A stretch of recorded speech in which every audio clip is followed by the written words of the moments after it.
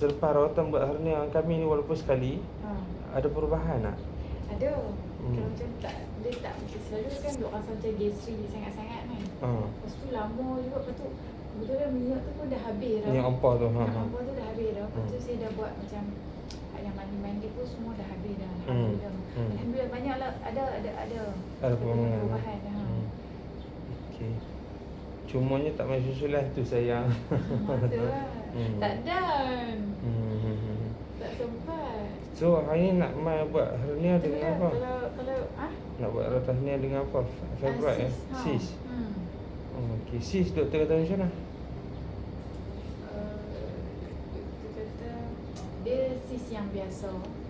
Tapi nya bila hari tu dia buat CT scan. Dia tak boleh masuk sebenarnya sebab ada sis tu. Besar lah. Dalam 3 cm kot masuk. Tapi yang saya punya sis ni dia menekan usus. Bila tekan usus tu dulu sebelum saya mai sini, soalnya saya punya pembuangan yang besar tu macam susah jugalah. Tapi kalau macam sekarang ni alhamdulillah okey dah.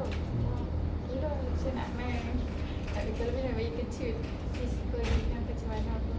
Tak apa, kita ikhlas lah, kita usaha.